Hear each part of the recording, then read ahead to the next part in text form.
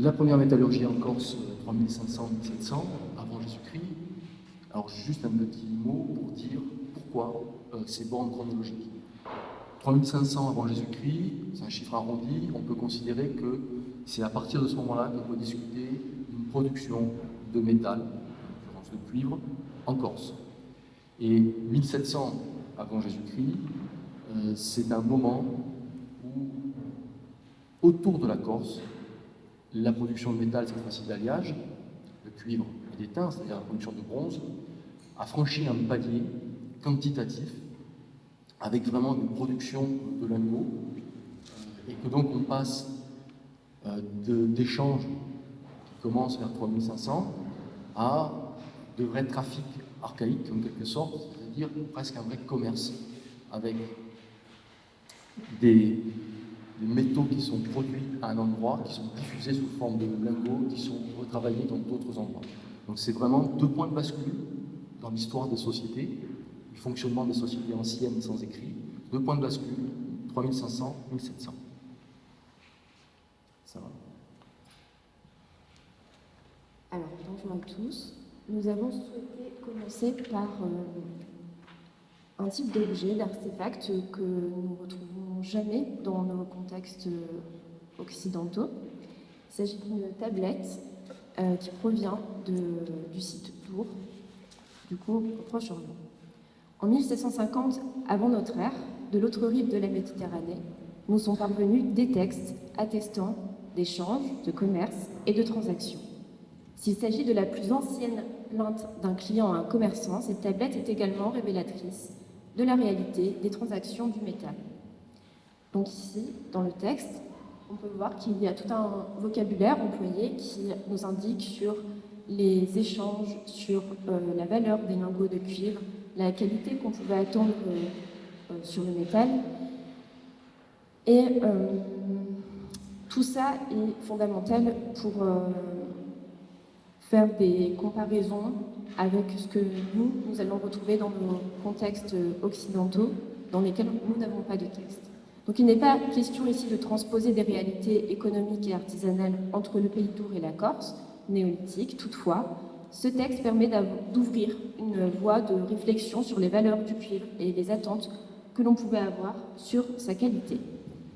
Si à la même période, la Corse ne nous a pas livré de texte, elle a cependant conservé dans ses archives du sol tout un panel d'objets et de structures témoignant d'une activité métallurgique ancienne et prolifique. Donc, il faut revenir aux origines de la métallurgie et sur son lieu de naissance. On se situe sur les bords de la mer Noire et c'est là que va naître la première métallurgie. Quelque part aux alentours du 5e millénaire avant notre ère, des hommes et des femmes font le choix de s'inhumer et d'emporter avec eux, dans leur tombe, un panel d'objets en métal, des bijoux en or et des haches en cuivre vont composer le mobilier qui les suivent dans l'au-delà. Ce premier travail du métal va être un travail des feuilles de cuivre et d'or par martelage. Il va y avoir peu de mise en forme des objets par moulage, par coulée. Donc on ne va pas faire fondre le métal. Il s'agit donc des plus anciens vestiges en métal connus dans toute l'histoire de l'humanité. C'est dans l'actuelle Bulgarie que l'on retrouve cette nécropole, dans la ville de Varna, matérialisée du coup par ce point rouge. Et il s'agit d'un site emblématique de la fin du néolithique qui va constituer l'amorce d'un phénomène qui va se propager selon plusieurs courants de circulation à travers toute l'Europe. On peut se demander alors quels sont les modèles de diffusion de la première métallurgie. Cette carte, qui est une amorce de ce qu'on peut essayer d'observer sur les courants de diffusion, est une proposition avec des dates qui sont approximatives pour certaines régions. Donc on va voir qu'à partir de ce centre, matérialisé en rouge ici, ce centre précurseur, des idées et des techniques vont toucher plusieurs sociétés qui vont chacune, à leur tour, s'approprier la métallurgie en l'adaptant à leur réalité culturelle et économique. Donc, on va avoir des réalités d'Europe centrale, une métallurgie qui va se développer au Proche-Orient et une autre qui va toucher la Méditerranée occidentale. Donc 3 centres récepteurs de ces premières métallurgies. On a encore beaucoup de questions sur comment la métallurgie arrive jusqu'à l'espace tyrrhénien. Donc on ne connaît pas encore exactement les courants de diffusion qui vont parvenir depuis ce premier centre innovateur de la métallurgie jusqu'en mer tyrrhénienne. Et du coup, quelles sont les dynamiques qui vont animer cet espace? On a un véritable hiatus de la recherche en Méditerranée occidentale, parce que les premières recherches archéologiques se sont longtemps focalisées sur l'Orient, qui a longtemps été supposé être le centre émetteur de toutes les civilisations et tous les amorces précurseurs à différentes périodes. Donc aujourd'hui, on comprend que ces dynamiques ne suivent pas des chemins linéaires, ce sont des modèles complexes qui vont se mettre en place à ces périodes et qui vont se baser sur des échanges. Du coup, on peut se demander, à partir de cette carte, quelles sont les métallurgies pratiquées en Corse à la fin du néolithique. Donc il ne va pas avoir une seule métallurgie, mais des métallurgies, du cuivre, mais aussi de l'or et de l'argent. Donc le modèle qui va parvenir depuis l'Orient, depuis l'Europe centrale, va être réceptionné, adapté à des réalités locales et être approprié à partir des réalités à la fois géographiques, topographiques, géologiques, à la Corse. Donc, on va avoir une variabilité des techniques en fonction des besoins. On ne peut pas parler de modèle unique, ni de modèle diffusionniste, dans le sens où il n'y a pas une évolution linéaire depuis l'Orient jusqu'à la Corse. Quels sont les indices de la présence d'activités métallurgiques? Alors, on va avoir 3 types d'indices, les indices directs, indirects et les indices complémentaires. Les indices directs, ça va être de l'extraction de minerais, donc on va retrouver des minerais sur les sites, des lingots, des scories, des déchets de fonte. On va avoir des indices indirects, donc ça va être plutôt les outils et en fait tout l'outillage et toutes les structures qui vont servir à transformer les minerais et produire des objets.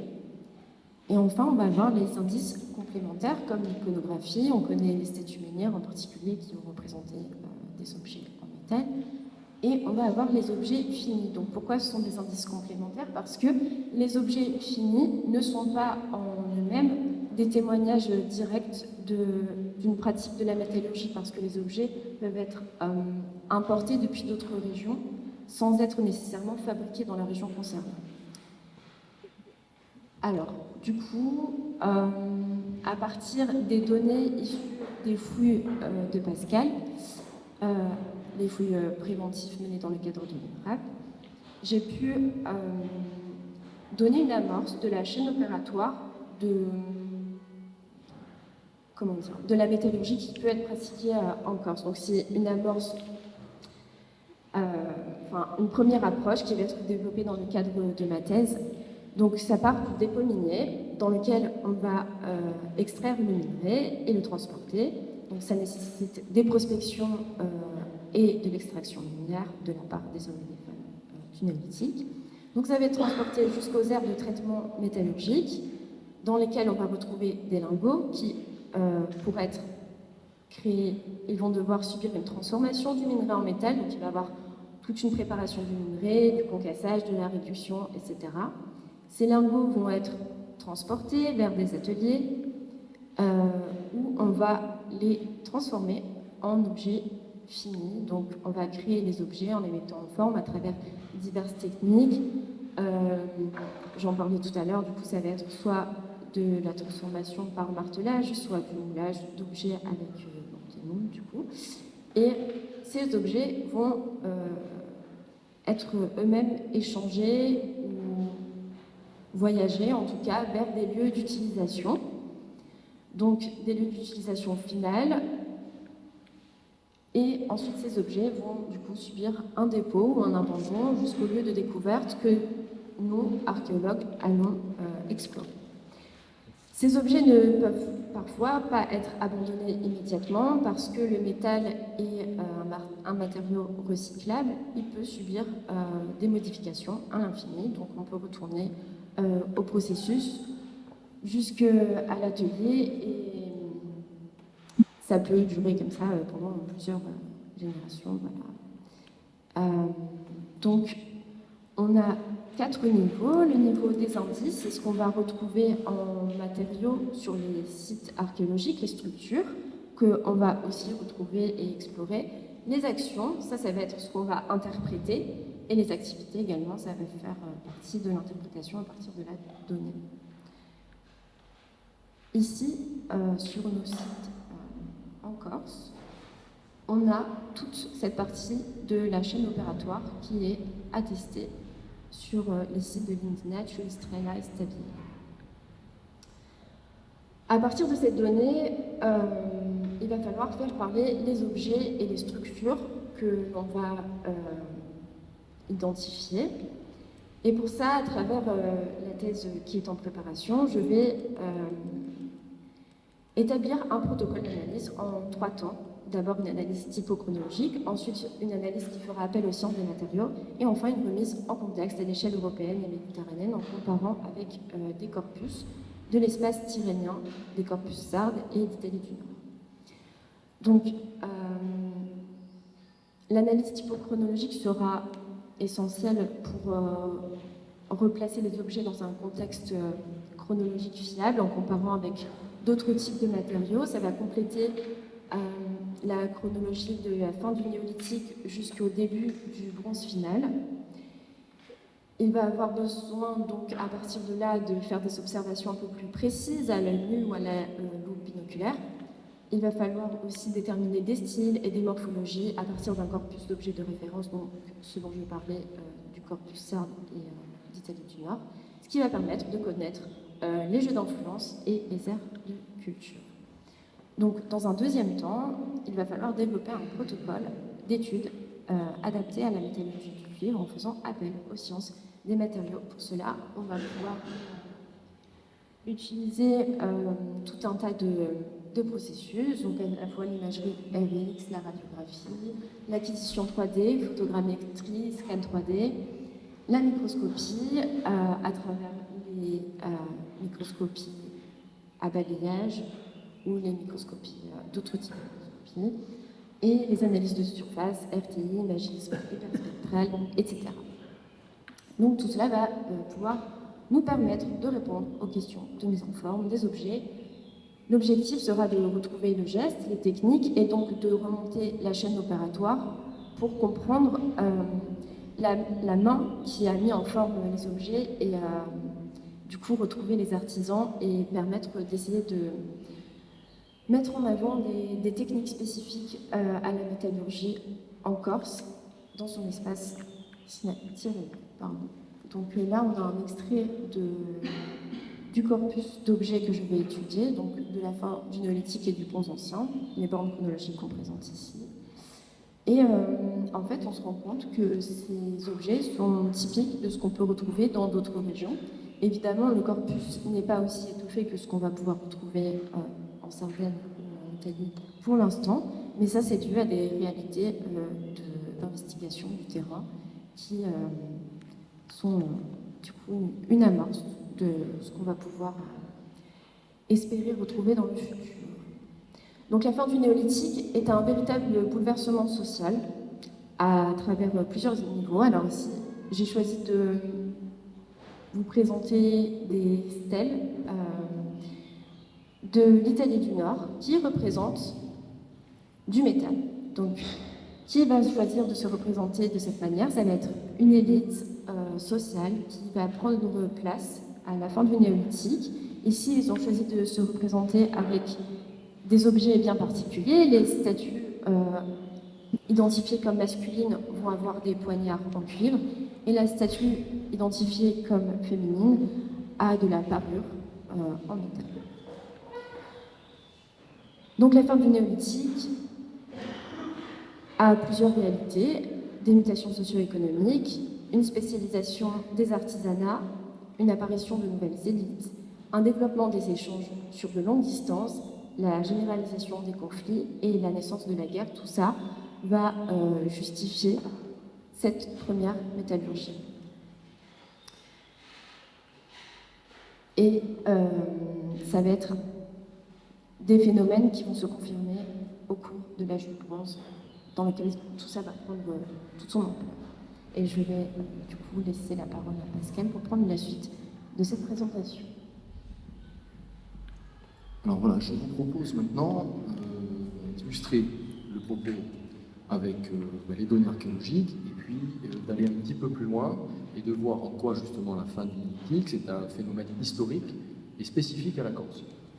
Ça, c'est des hypothèses, je ne sais pas si je les publierai tout de suite, parce que je crois que le cadre n'est pas encore assez robuste.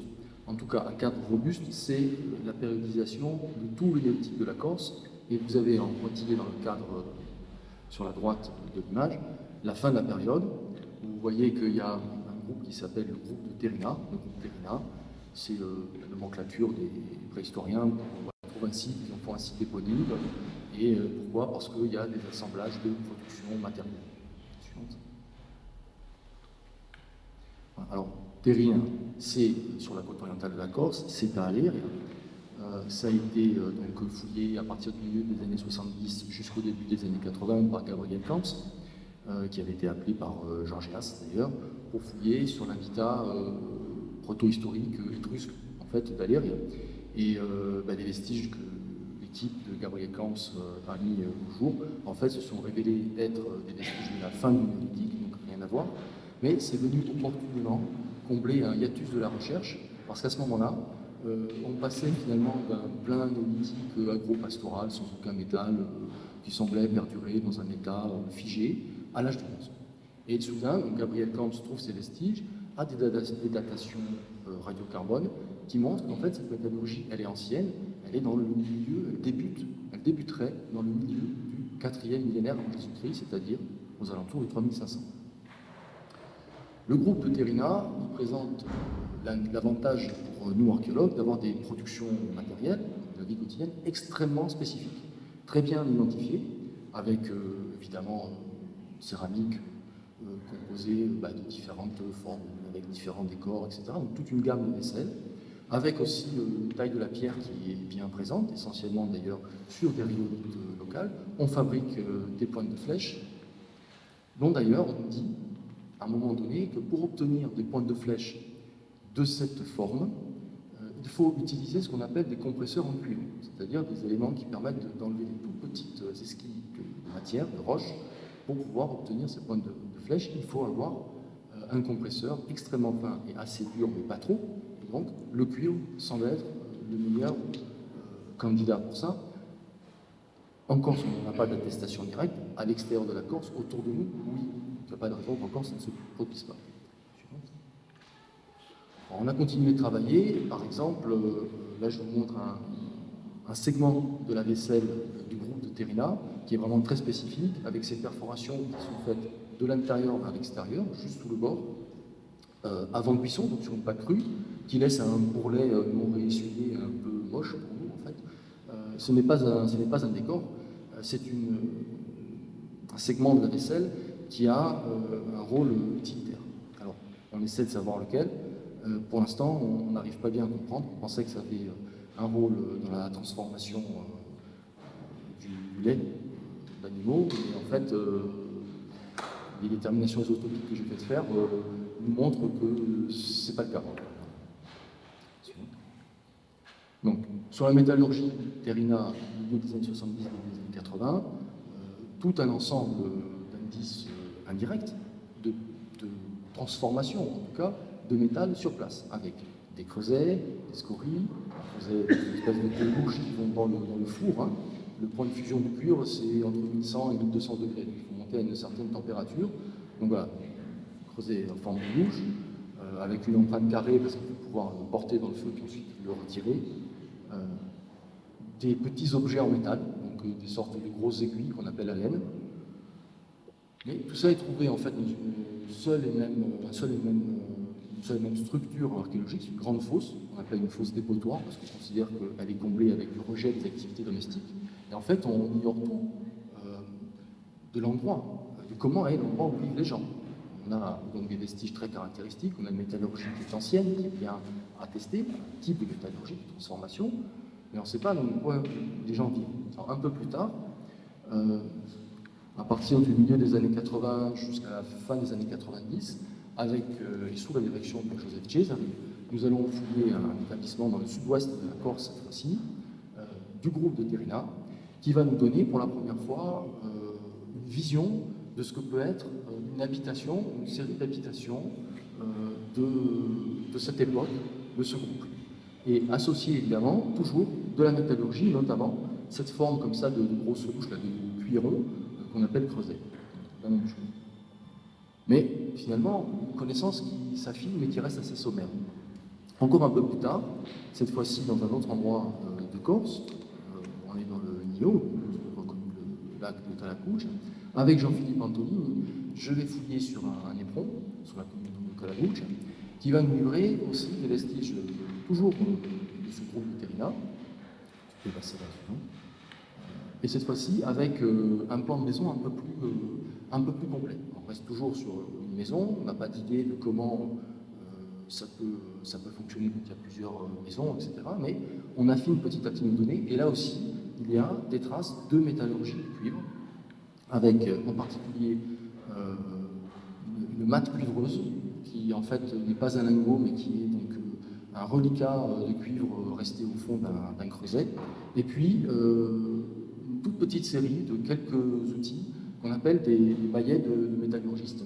Donc là, vous voyez, ça fait une espèce de cylindre de roche avec des cupules opposées, on va en voir d'autres, qui sont pris sur une roche locale, hein, c'est un granit, un gros grain qui n'est pas identifié, celui-ci. Et donc petit à petit, comme ça, on va élaborer la documentation, c'est la suivante. Et puis, avec l'archéologie préventive, on peut travailler sur de vastes surfaces. On a pu enfin accéder à comment est organisé en fait ces établissements de plein air. Donc on a plusieurs vestiges. Donc vous voyez, on est au nord-ouest de la Corse, sur la commune de Monticello, où c'est l'établissement appelé Listrela et Stabiele. Et on a fouillé environ, cette fois-ci, en 2 fois, un peu moins de 2400 mètres carrés. C'est pas énorme comparé à ce qui se fait autour de nous en Corse. Enfin, les fouilles que je vous ai montrées, Terrina c'est 23 mètres carrés, Icalanti c'est 200 mètres carrés. Là, on a encore franchi un palier en termes de superficie. Et donc, on commence à voir apparaître qu'en fait, on a affaire à des habitats qui sont très organisés, avec des bâtiments souvent de nature différente. Vous avez au milieu de la diapositive, si vous suivez les taches noires et les pointillés, un assez grand bâtiment sur poteau porteur à une fenêtre dont la partie fouillée est à peu près de 110 mètres carrés, voilà, qui est bien organisé, avec un petit porche d'entrée d'un côté ouest, et certainement une forme fermée en abside à l'arrière côté est, mais on sort de la fenêtre de fouille, on sort de la prescription. Donc un bâtiment beaucoup plus grand que les autres, parce qu'on a aussi, cette fois-ci, de véritables maisons sur ce site, des maisons évidemment à soubassement de pierre et à élévation en bois et en terre.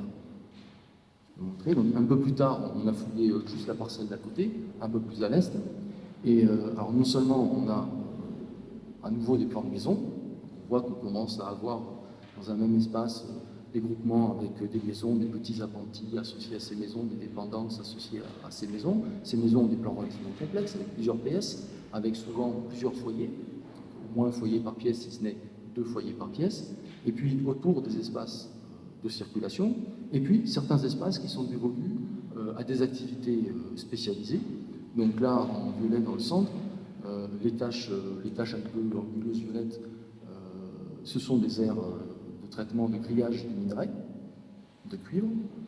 Et puis la structure un petit peu en fer à cheval, c'est un bâtiment qui a été construit et qui accueille des activités métallurgiques de refonte, de retransformation du minerai, puisqu'on a les creusets, les bouclettes de cuivre sur les sols et des petits objets en cuivre abandonnés. Voilà, donc le type de vestiges extrêmement modestes qu'on peut trouver, ce que Sarah qualifie d'indice indirect. Là, ce sont des petites scories bulleuses de cuivre, qui ne sont pas très grandes, c'est pas très beau. Mais ça veut dire quoi? Ça veut dire qu'il y a bien eu une activité métallurgique sur place. Les grandes aires de combustion dont je vous parlais, elles sont extrêmement importantes parce qu'en fait, c'est des sortes de grands foyers. Ce sont des sortes de grandes cuvettes remplies de pierres, parce qu'on est dans des sédiments, ce qu'on appelle des colluvions, des sédiments sableux.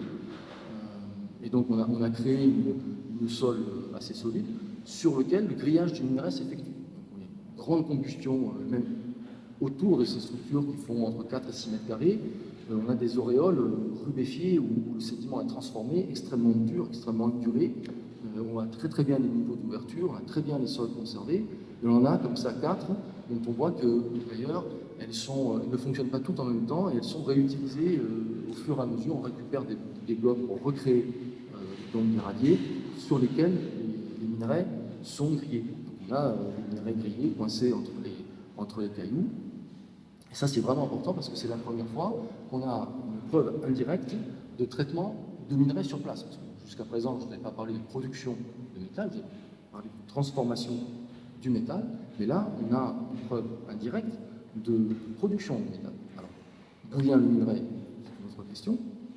Alors, toujours sur le même site de l'Istrée, la Estabielle, on a fouillé une espèce de grande fosse, un petit peu ovoïde, qui contient des blocs de granit complètement brûlés. Cette fosse n'est pas brûlée elle-même, les parois ne sont pas brûlées. Et dans cette fosse, il y a 2 objets qu'on a recueillis. Un petit lingot de 35 à 36 grammes de cuivre. Voilà, donc c'est du cuivre quasiment pur, il y a des éléments de traces, etc. On a fait des analyses isotopiques, mais il est très très très pur à 99,98%.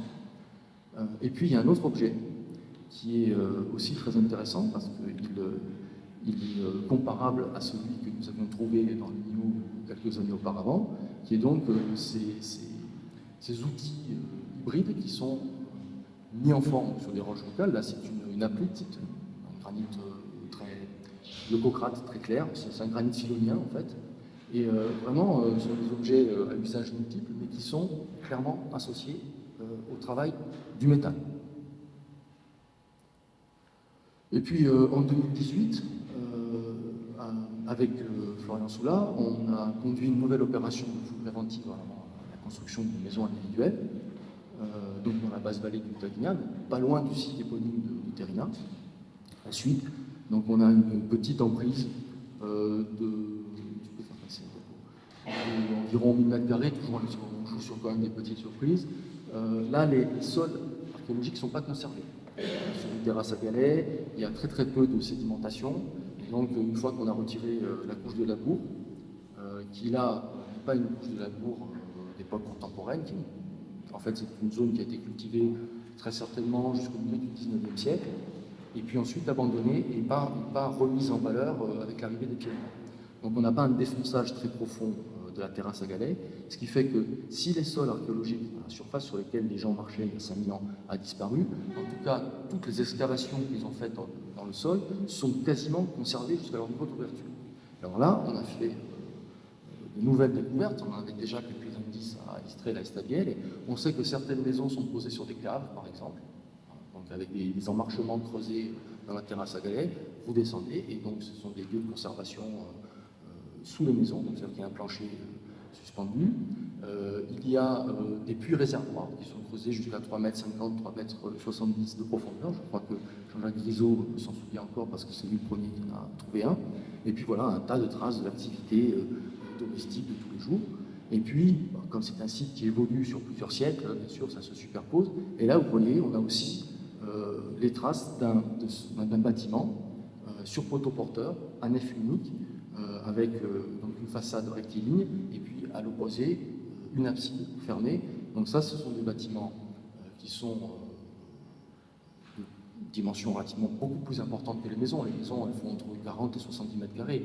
Là, on est sur des surfaces de 100 à 140 mètres carrés couvertes. Les poteaux sont très importants. Il y a le creusement pour accueillir la base du poteau, et on a des négatifs de poteaux de presque 70 cm de diamètre à la base. C'est des poteaux qui ont plusieurs mètres de haut, qui sont très soigneusement calés, avec des gros blocs de pierre. C'est vraiment des dispositifs qu'on n'avait jamais vus encore, qui sont très intéressants. Et on voit que ça se présente sur tous les sites, en fait. Il y a une récurrence. Nous, on ne fait que des petites fenêtres. Finalement, c'est un échantillon, c'est un vrai échantillonnage. Mais en réalité, on peut tout à fait poser comme hypothèse que c'est une structure normale. Alors, ces grands bâtiments, ils répondent à un effort collectif, pour un usage collectif. On pense que ce sont des greniers pour les céréales.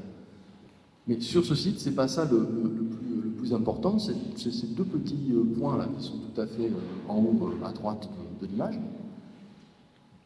Et en fait, là, on a trouvé, je vais faire assez simple, il faut regarder en bas à droite, pardon, en bas à droite, vous avez en fait les fosses qui sont complètement vides. Vous avez deux fosses qui sont associées l'une à l'autre.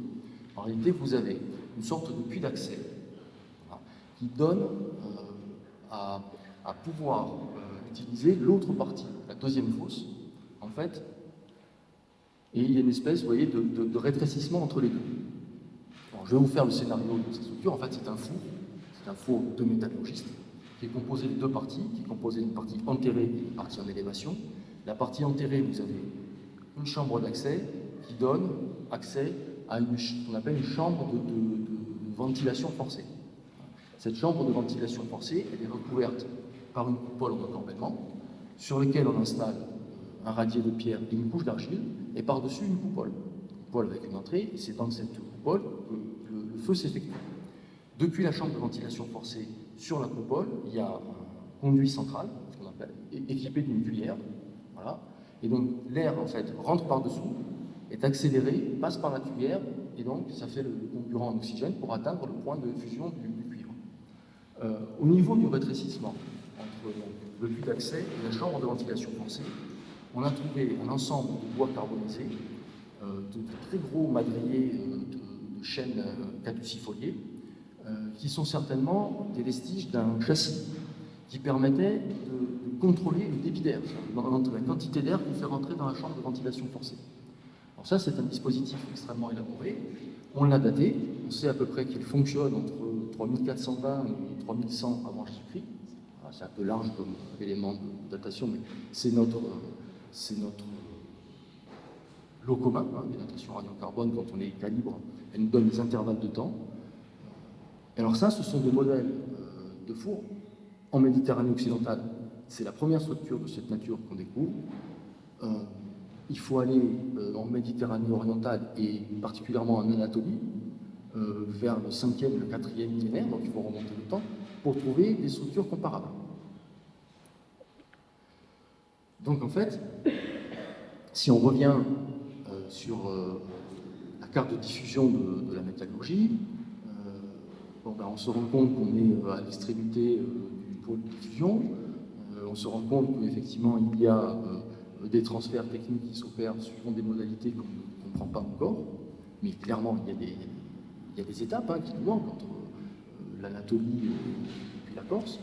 On voit qu'on est bien dans un mouvement. On voit bien qu'à partir de 3500, on a affaire à des villages qui se structurent de plus en plus, avec des groupes de maisons, des bâtiments collectifs, des espaces collectifs, des espaces dédiés à des activités spécialisées.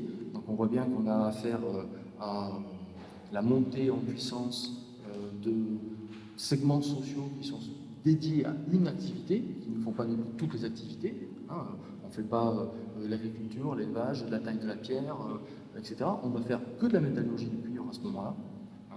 Et il y a des précédents, en fait, dans la taille de la pierre. Juste avant, vers 3600, 3700, c'est là que les hommes produisent de très très grandes lames de silex qui font plusieurs dizaines de centimètres de long, avec des techniques extrêmement élaborées qui nécessitent des apprentissages extrêmement longs. Et donc, ce sont bien des artisans spécialisés. Et bien, pour la métallurgie du cuivre, c'est la même chose. Alors, si vous pensez que avant l'établissement des maisons, des bâtiments collectifs, la topographie originelle est modifiée pour pouvoir accueillir ces structures, ça veut dire qu'il y a effectivement une forme d'organisation, de coordination de tous ces efforts pour aboutir à avoir un établissement de type village pérenne qui fonctionne plusieurs siècles Et ça correspond à ce qu'on disait tout à l'heure sur les élites. Il y a bien quelqu'un qui dirige la communauté. Donc on a affaire à des structures sociales qui n'existaient pas avant, et qui sont des structures qui vont perdurer jusqu'à finalement la conquête romaine, qui vont évoluer d'État en État, mais qui vont perdurer jusqu'à la conquête romaine. Ces établissements de plein air très organisés,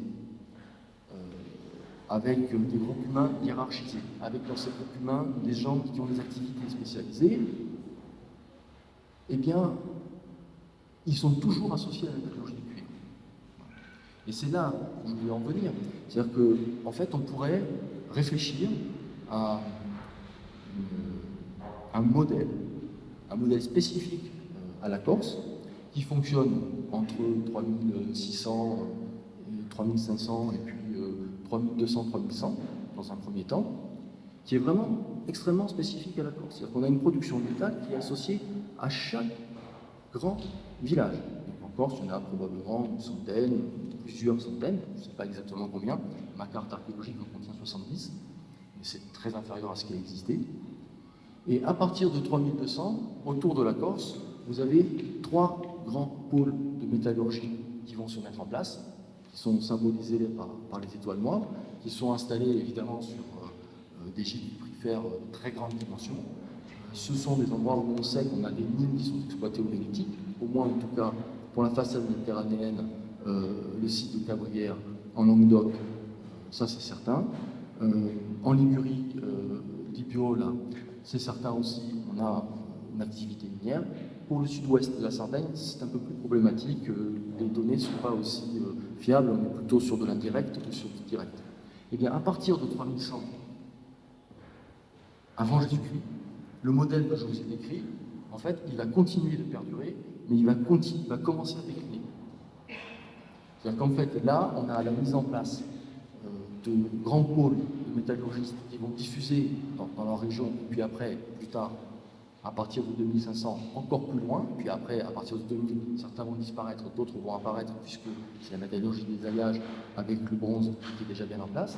Mais en Corse, en tout cas, on ne franchit pas cette étape.